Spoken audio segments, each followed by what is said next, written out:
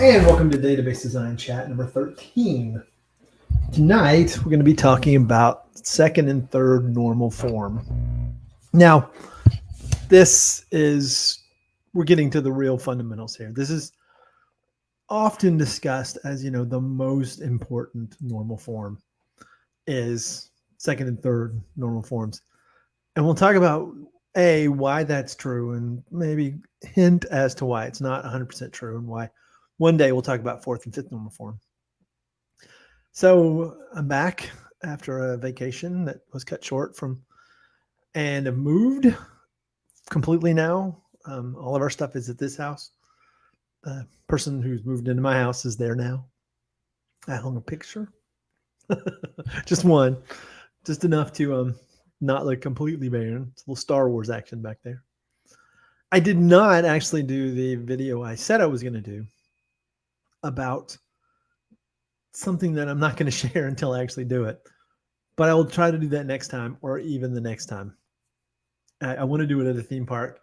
It's not theme park related. It's not something that you can only do if you're a theme park, person. But I want it to be a practical real world experience. But let's get started on tonight's topic. Again, I'm Dr. SQL, DRSQL, not a doctor for real, but that's the title I came up with a million years ago. Go to my link tree, you'll find links to the slides once I get them up there. I'm a little slow on that. And links to my blogs and other things, which again, I'm a little slow at, but I'm working on it. So in previous chats, we defined what a table was. And we defined that rows are unique. We have to have some sort of key that differentiates rows from one another. We define that column values are atomic. They're scalar values. You don't have arrays in there. You don't have like 600 common limited values in there, and you need the 572nd one of those. And then values are accessed by table name, key value, and column value. If I want to fetch this column right here, this is Z4, I'm pointing at the wrong screen. If I want to fetch this value here, I need to know the name of the table. We'll call it XYZ. I need to know the key value of 2. So I scan down, I grab 2, and then I can go over here. I know I'm wanting column Z. I grab it. Or Z if you're in another country. Right? I know that. Now I've got the value. Perfect. So that's what a table is. Well, now what we want to talk about is the relationship between those columns to one another. And we want to limit duplication to reduce these dependencies which cause us problems. So, I mentioned I have a key, and all of the values in that table need to be related to that key. And that key needs to be related to the table itself.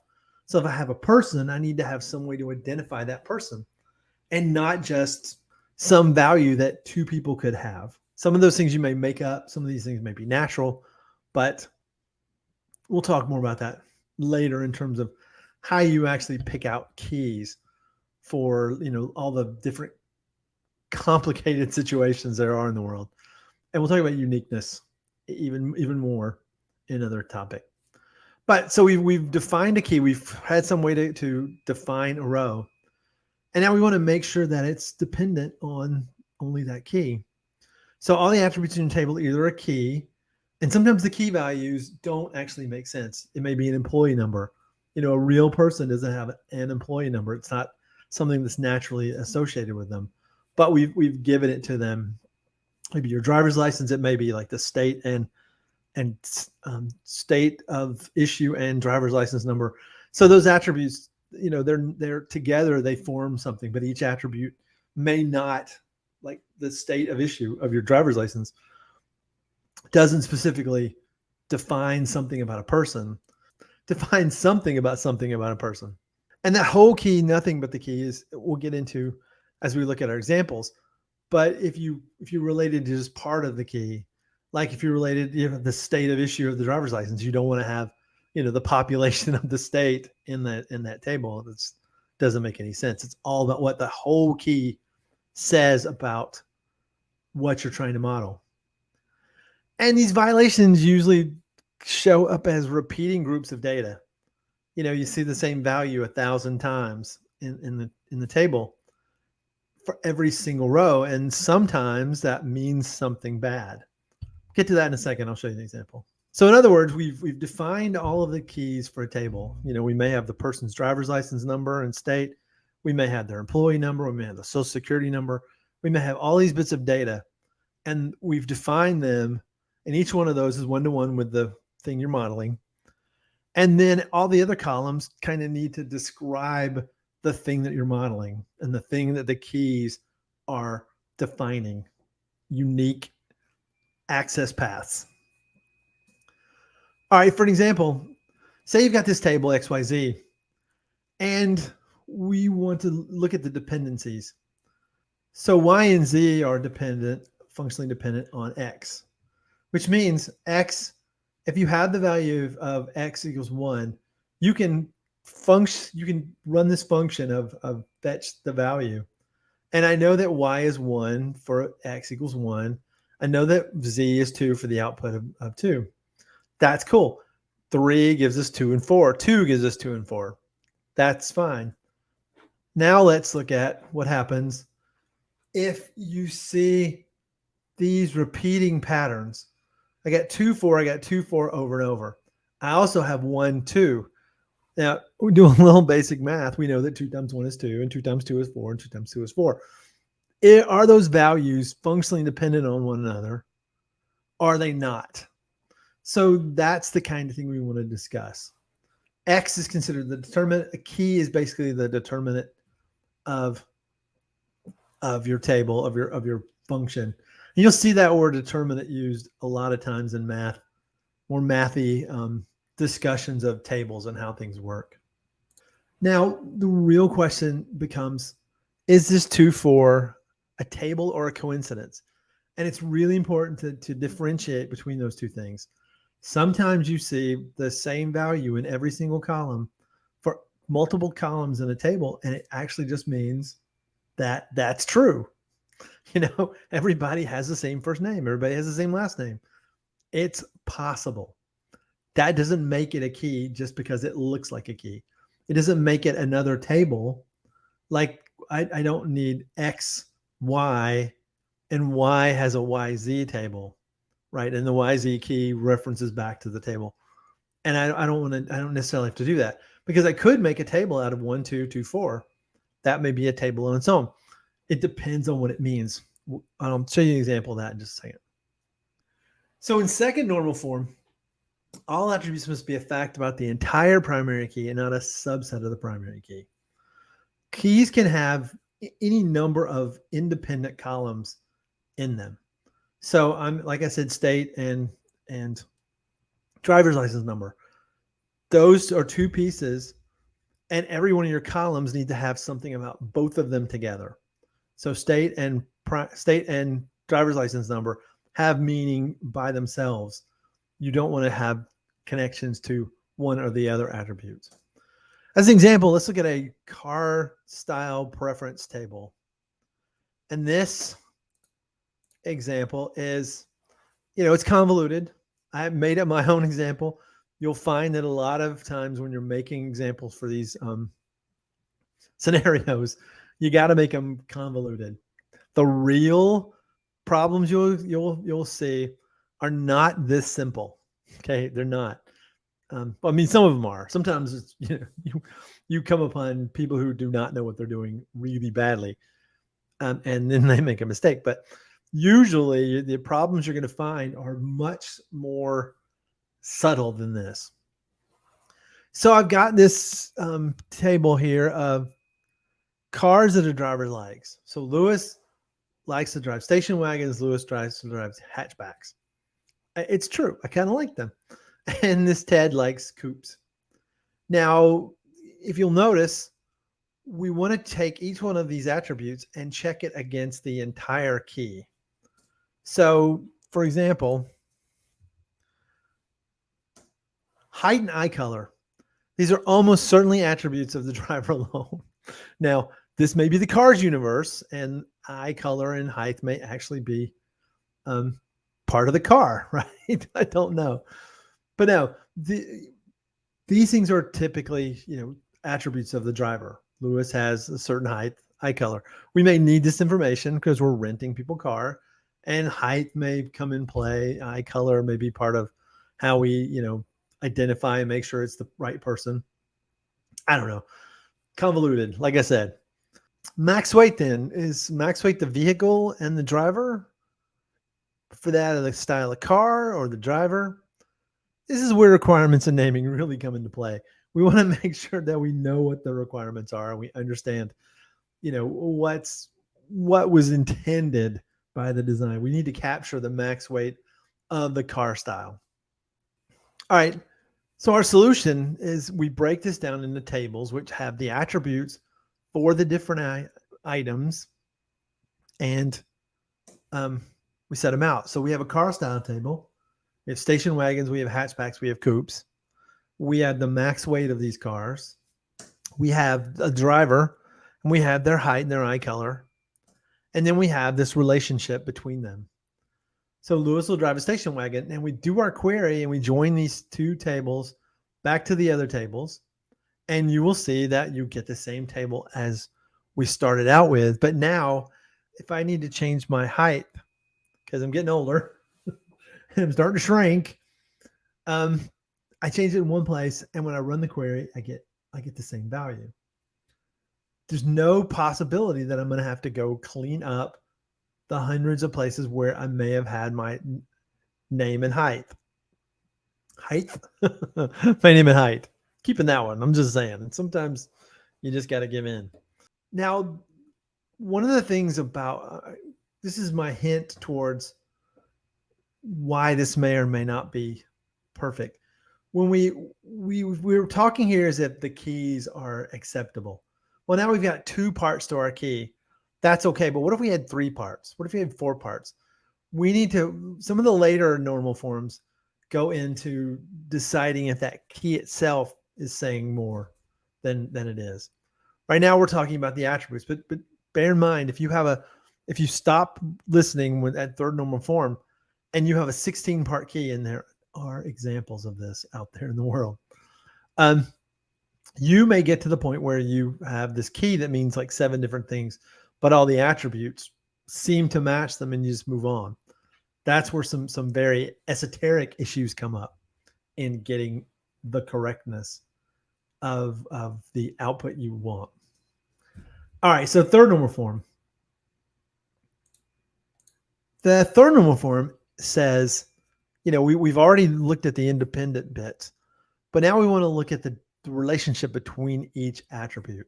And all the attributes need to be a value, a fact about the primary key, and nothing but the primary key. And let's just go ahead and extrapolate this to any key, right? Because like I've said, we have multiple keys. We know we have multiple keys. In a later normal form, which we'll talk about, it does change it over to that. And there's some other conditions that have to be met. It's called Boy Scout normal form. And I didn't want to go into it now. And I don't 1,000% understand it perfectly myself. A lot of these rules are very esoteric in their details, but some of those esoteric details are really important when you're actually having some problems in designing things. All right.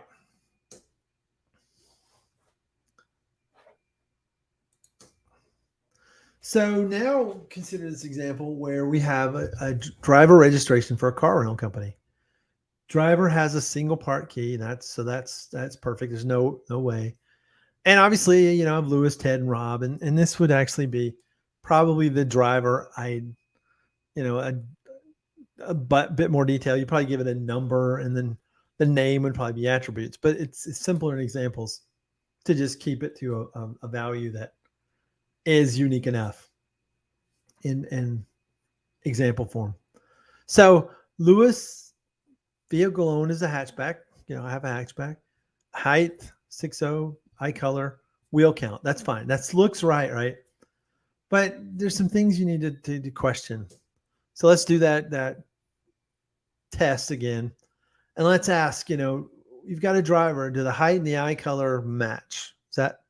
Do they actually relate to driver alone? And yes, they relate to driver. That's good. What about vehicle owned? Yes. There's some question of cardinality there. Can you own multiple cars? But let's say this is for the example. You've got one value, one car. Everybody gets one car in this database, and then you have wheel count. Well, people do not have wheel counts. Not even if they're big skater fans, do they have wheels on them that are part of their body. I mean, maybe, don't judge it. Maybe somebody's added wheels to their feet, but people do not have wheels, right? So that means we're not exactly correct. So let's deal with this. I got two tables now. I take driver. I create this owned vehicle type. Again, ignoring possible cardinality issues. This was the requirements we were given, and we fought for it, but we lost. And so we have, the type of vehicle they own, the height, and eye color. Great. We have the null for the eye color of Rob. We don't know his eye color. Okay. And so we have vehicle type, and then that type has, wheel count. And you'll notice at this point we're just like we talked about in previous normalization, we have the places to put our data. If we want to add more information about the driver, easy. If we want to expand on what a hatchback is, totally easy. If we want to expand on what an eye color is, that doesn't really make any sense. But we could, if someone wanted to say eye color and then something about eye color, you'd add an eye color table, and then you'd relate back to the eye color table. Everything that's not really a part of driver gets put to another table. Now, this is where sometimes performance concerns come in, where if we had a one-to-one relationship and there wasn't any duplication of data over rows. So sometimes you have performance concerns, and people don't want to have to do all these joins. We have to join driver to vehicle type to get that wheel count every time when they really wanted that table we looked at a minute ago. But there's an inherent danger of that. If vehicle type never changes, like if hatchbacks will always have four wheels and there's no chance of them being changed, duplicating that data in the row for performance reasons is still not super desirable because it kind of hides the data. You want to call vehicle type and vehicle type wheel count or something.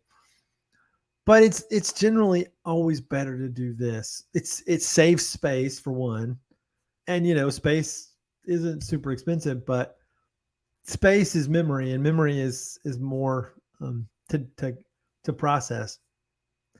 It's just best to be careful with not normalizing to think you're going to make things faster, because somewhere you're going to end up with a mess.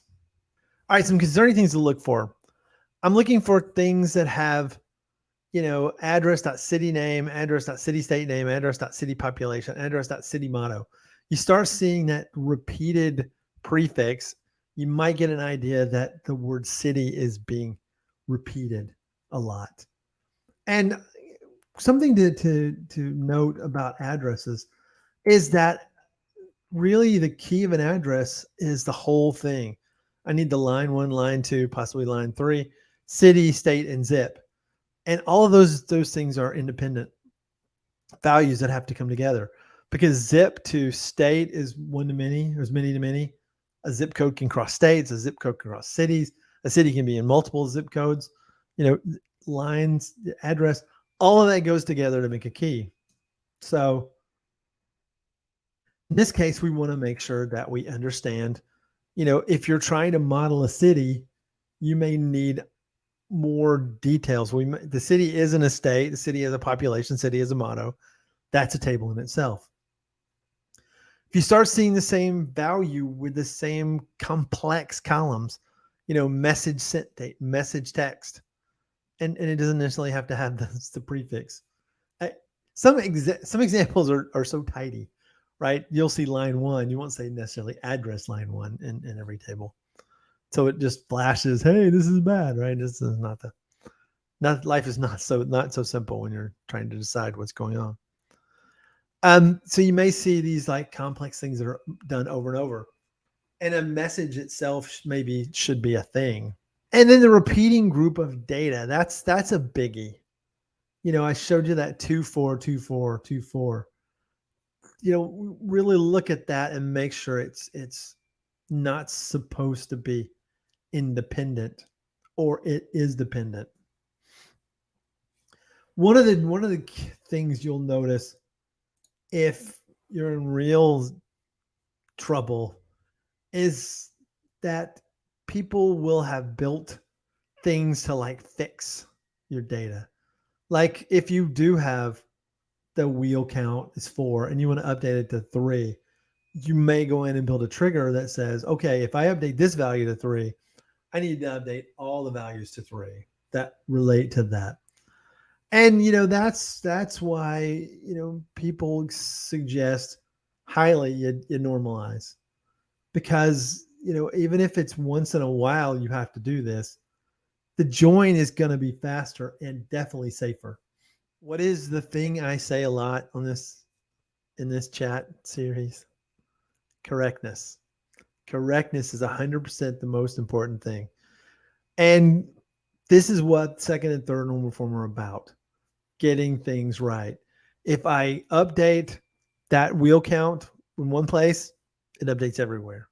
Everywhere that has that vehicle owned of hatchback. If I say hatchbacks have 3 wheels, everywhere it's updated to 3. I don't have to go in and make sure it's fixed in all the tables that use this vehicle owned structure. And that can be more than one. I mean, that's why we build tables in the first place. And I don't have to worry about it reporting. I don't have to be concerned about whether that data is not going to be right. So correctness. My SQL Saturday shirt. Wrong outside. SQL Saturday 13. Man, it's been a long time since I've been to a SQL Saturday. And it's really been a long time since SQL Saturday 13 in Atlanta. All right. Going back. All right. Now, here's a good example, in my opinion, of a situation where you see repeated groups of data and you can't be sure just by looking at it that it's really a problem. For example, in this case, nickname and Lewis and nickname and first name are exactly the same in every situation. Is nickname duplicated data? Well, yes. But is it duplicated for a reason? Because we don't know their nickname, we don't want to put in null. We just go ahead and put in their name, perhaps. That's a possibility. Nulls have their own set of issues that if you go ahead and put in a value and you're going to use that, and this could be the name you want to call them and refer to this person as name when you're talking to them. You may have some like friendly name for them, or anything. It doesn't have to just be a person's name. So this is data that looks the same at a single point in time. So you may go ahead and fill that name in with the same value, and then later allow them to override. So I get down and this table is particularly acceptable. Kevin's name's Kevin, but I'm Dr. SQL. Grant's Scary DBA. Tim's SQL Agent Man. I like SQL Agent Man as the name. Scary DBA is awesome too, but Secret Agent Man,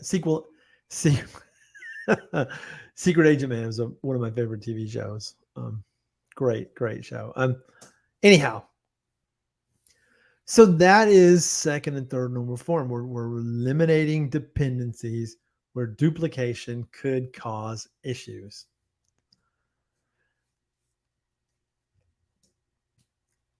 The real issues are not going to advertise them like I have, okay? It's going to be hard to find. It's something you have to think about. The goal is always going to be one data change equals one update. I don't want to update a bunch of values every time something gets changed. It's terrible because otherwise this becomes your life. Someone goes, "Oh yeah, we need to change the size of the max weight of the car style." And then you get to go in and find every place where that value is referenced and modify it. And you may update a lot of rows. And this becomes a nightmare. And obviously, not in every case is it all going to be exactly right either. This may say 3,000 because someone forgot to update it. Someone updated this one row. These are the things we're working against and trying to make happen without a lot of unpleasantness. All right. Do you have any questions? Do you have any comments? Comment on my YouTube, on this very YouTube. Email me at drsequelhelpme.com. Message me on Twitter. Contact me anywhere you can find on the Dr. Sequel list, on Linktree. Heck, Disney. You want to talk Disney? Check out my Disney Pick a Day. Give me a holler there. You can actually ask sequel questions there. I'll answer anywhere. And I would love to get some questions and do an episode. I want to someday do a live episode and see if I can get people to come on and talk. But we'll see. For right now, I'm going to move on and end this show right here.